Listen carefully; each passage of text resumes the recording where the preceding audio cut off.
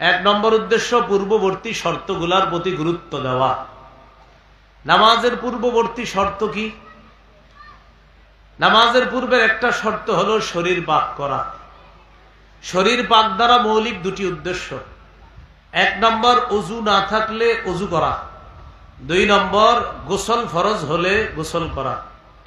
সূরা মাইদার 6 নম্বর আয়াতে আল্লাহ বলেন, ইয়া আইয়ুহাল্লাযীনা আমানু ইযা কুমতুম ইলাস সালাহ ফাগসিলু ওয়ুজুহাকুম ওয়া আইদিয়াকুম ইলাল মারাফিক ওয়ামসাহু বিরুউসিকুম ওয়া আরজুলাকুম ইলাল কা'বাইন। হে ঈমানদারগণ, যখন তোমরা নামাজের ইচ্ছা করো তখন চেহারা ভালোভাবে ধৌত করো, হাত ধৌত করো, মাথা মাসেহ করো, টাকনু পর্যন্ত পা ধৌত করো। ওযুর ফরজ কয়টা? 4টা। এই 4 ফরজের কথা আয়াতে এসে গেছে। চেহারা ধৌত করা, হাত ধৌত করা, মাথা মাসেহ করা, পাগুলা টাকনু পর্যন্ত ধৌত করা। ওযু না থাকলে ওযু না করা পর্যন্ত আল্লাহ তাআলা তার নামাজ কবুল করবেন না। সহিহ বুখারীর বর্ণনা 6954 নম্বর হাদিস। হাদিসের বর্ণনাকারী আবু হুরায়রা রাদিয়াল্লাহু তাআলা عن أبي هريرة رضي الله تعالى عنه أن رسول الله صلى الله عليه وسلم قال لا يقبل الله صلاة أحدكم إذا أحدث حتى يتوضأ। নবীজি বলেন, আল্লাহ তাআলা ততক্ষণ তোমাদের কারো নামাজ কবুল করবেন না যতক্ষণ ওই বান্দার ওযু না থাকলে, বান্দা যতক্ষণ ওযু না করবে ততক্ষণ তার নামাজ আল্লাহ কবুল করবেন না। ওযু না থাকলে, ওযু না করা পর্যন্ত তার নামাজ কবুল হবে না। রয়ে গেল গোসল ফরজ হলে গোসল করা। সূরা মাইদার 6 নম্বর আয়াতেরই পরের অংশে আল্লাহ বলেন, ওয়া ইন কুনতুম জুনুবান ফাত্তাহহারু। মাদ্রাসা ছাত্র ভাইয়েরও আছেন, দেখবেন হেদায়াওয়ালাও এই আয়াত দিয়েই দলিল পেশ করেছে। যদি তোমরা জুনুবি হও, তোমাদের উপর যদি গোসল ফরজ হয়, তাহলে তোমরা ভালোভাবে পবিত্রতা অর্জন করো, গোসল করে নাও, ভালোভাবে তোমরা পবিত্র হয়ে নাও। গোসলের 3টি ফরজ ভালোভাবে মনে রাখা, ভালোভাবে কুলি করা, নাকে পানি দেওয়া যেন নাকের ভিতরের নরম অংশ পর্যন্ত পানি পৌঁছে যায়। মা বোনরা নাক ফুল পরে, কানের ধুল পরে। নাক ফুলটা মাঝে মাঝে খুলে রাখে, কানের ধুলও মাঝে মাঝে খুলে রাখে। নাক ফুলের জায়গায় ছোট্ট একটা ছিদ্র থাকে, কানের ধুলের জায়গাও একটা ছিদ্র থাকে।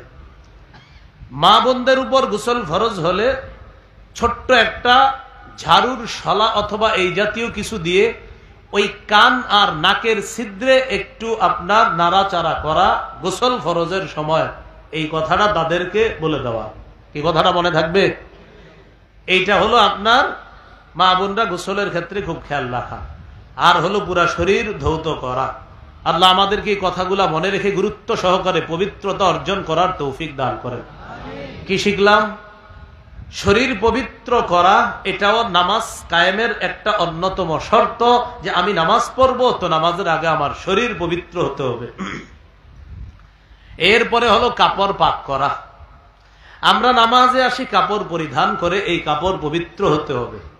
সূরা মুদ্দাসসিরের 4 নম্বর আয়াতে আল্লাহ বলেন, ওয়াসিয়াবাকা ফাতাহহির। নবী, আপনি আপনার কাপড়গুলো পবিত্র করেন। সহিহ বুখারীর বর্ণনা 227 নম্বর হাদিস। একজন নারী আল্লাহ রাসূল সাল্লাল্লাহু আলাইহি সাল্লামের কাছে আসছে। জাআত ইমরাআতুন ইলা নবী সাল্লাল্লাহু আলাইহি ওয়াসাল্লাম। এক মহিলা নবীজির কাছে আসছে, এসে মাসালা জিজ্ঞাসা করছে। যেই মাসালাটা জিজ্ঞাসা করেছে, আমরা এখন যারা মাসালাটি শুনবো শ্রদ্ধার সাথে শুনবো, কেউ হাসি দিব না, কারণ এটা একটা স্বাভাবিক মাসালা, এখানে হাসির কিছু নেই। আমাদের মা বোনরা প্রতি মাসে আল্লাহ প্রদত্ত একটা অসুস্থতার সম্মুখীন হয়। এই অসুস্থতার কারণে তাদের শরীর থেকে এক ধরনের নাপাকি বের হয়। এই নাপাকি কখনো কখনো কাপড়ে লেগে যায়। একজন মহিলা রাসূল সাল্লাল্লাহু আলাইহি সাল্লামের কাছে এসে মাসালা জিজ্ঞাসা করলেন। আরাআইতা ইহদানা তাহিদু ফিস সাওবি ফাকাইফা তাসনাউ ইয়া রাসূলুল্লাহ। ইয়া রাসূলুল্লাহ, আমাদের কোন নারীর কাপড়ের মধ্যে যদি অসুস্থতার অবস্থার ওই নাপাকি যদি কারো কাপড়ের মধ্যে লেগে যায়, ওই কাপড় পবিত্রতা করার নিয়ম কি? হুজুর, কারো নাপাকি লেগে গেছে তার কাপড়ে, এই কাপড় কিভাবে পবিত্র করবে?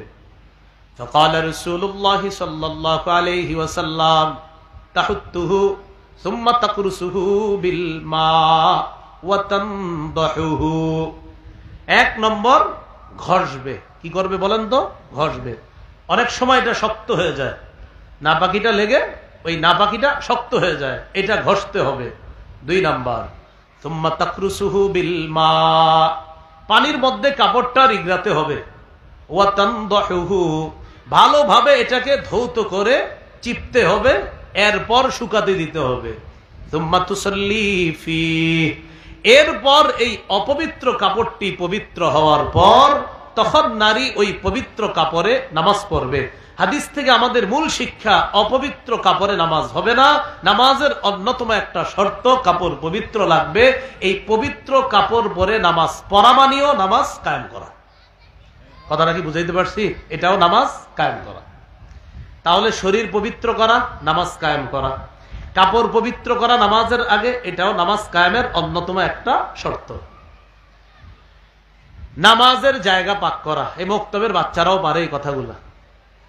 নামাজের জায়গা পাক করা, সাফ করা। প্রথমে একটা কথা মনে রাখবো, আমাদের জন্য পুরা পৃথিবীটা আল্লাহ তাআলা পবিত্র বানায়া দিছে এবং নামাজের জায়গা বানায়া দিছে। পুরা পৃথিবী, এই জমিন আল্লাহ আমাদের জন্য পবিত্র করছে। হ্যাঁ, মানুষ এটাকে অপবিত্র করে, তখন এটাকে পবিত্র করতে হবে, কিন্তু আল্লাহ আমাদের জন্য এটা পবিত্র করে দিছে। মনে রাখতে হবে, অতীতের নবী এবং উম্মত ইবাদত করতে হলে নির্দিষ্ট ইবাদত খানায় গিয়ে ইবাদত করা লাগতো। এই উম্মত ইবাদত করার জন্য নির্দিষ্ট ইবাদত খানায় যদি নাও যায়, এমন কোথাও আছে আশেপাশে কোথাও মসজিদ নাই, লম্বা দূরত্বের মাঝে কোথাও পানি নাই, হাদিসের ভাষ্য অনুযায়ী পবিত্র মাটিতে তায়াম্মুম করে পবিত্র মাটিতে নামাজ পড়ে ফেললেই তার নামাজ আদায় হয়ে যাবে। তাহলে নির্দিষ্ট ইবাদত খানায় এই উম্মত যাওয়াটা তখন শর্ত হয় না। দলিল সহিহ বুখারীর বর্ণনা 438 নম্বর হাদিস। এই হাদিসের মধ্যে আছে, قال رسول الله صلى الله عليه وسلم أعطيت خمسا لم يعطهن أحد من الأنبياء قبلي। নবীজি বলেন, আমাকে 5টি জিনিস দেওয়া হয়েছে যা অতীতের কোন নবীকে দেওয়া হয় নাই। কয়টি?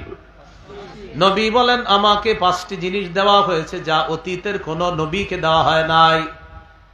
1 নম্বর, নুসিরতু বিররুবি মাসিরাতা শাহরিন, আমার প্রভাব 1 মাসের দূরত্বে বেঈমানদের অন্তরে আমার প্রভাব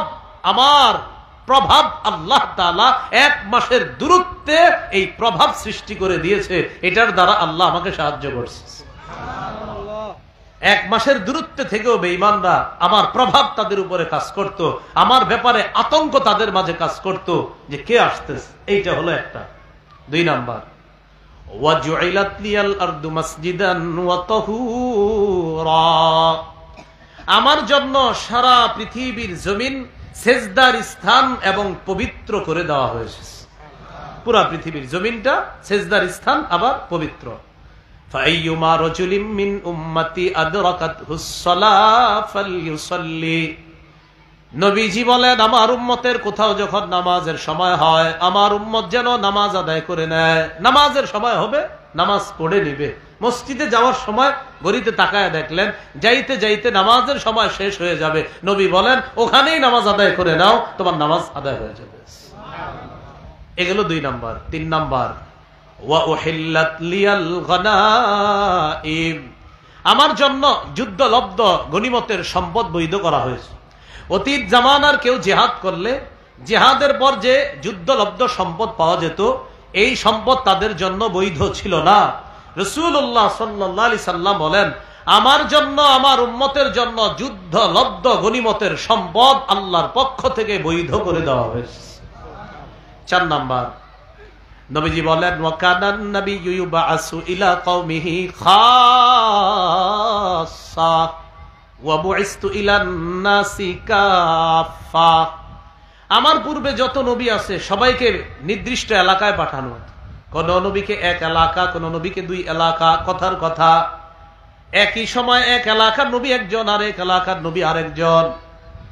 যেমন ইব্রাহিম নবী এক এলাকার নবী ছিলেন, একই সময়ে তার ভাতিজা লূত আলাইহিস সালাতু ওয়াস সালাম আরেক এলাকার নবী, মুতাফিকা নামক এলাকার নবী। কে? লূত আলাইহিস সালাতু ওয়াস সালাম। তাহলে একই সময় দুই নবী, এরকম ইতিহাস আছে। আমাদের নবী বলেন ওয়া বুইসতু ইলান নাসি কাফা, আমাকে গোটা জগতের সবার জন্য নবী হিসাবে পাঠানো হয়েছে। এটা 4 নাম্বার। 5 নাম্বার ওয়া উতিতুশ শাফাআ। এই অনুবাদটা আমার সাথে একটু সবাই বলেন, বলেন আমাকে সার্বজনীন সুপারিশের অনুমতি দেওয়া হয়েছে। একটু বাংলা বলছি আমি, কি জনীন? হ্যাঁ, বলেন আমাকে সার্বজনীন সুপারিশের অনুমতি প্রদান করা হয়েছে। সার্বজনীন সুপারিশ কি? কিয়ামতের ময়দানে সবাই টেনশনে থাকবে, নবীরা পর্যন্ত নফসি নফসি করবে। এই পেরেশানির অবস্থা থেকে মুক্তির ব্যবস্থা কিভাবে হবে? আল্লাহ রসুল এই সার্বজনীন সর্বপ্রথম সবার জন্য সুপারিশ করলে আল্লাহ তাআলা এই পেরেশানির অবস্থা দূর করে কিয়ামতের ময়দানে সর্বপ্রথম আল্লাহ বিচার ব্যবস্থা কায়েম করবেন।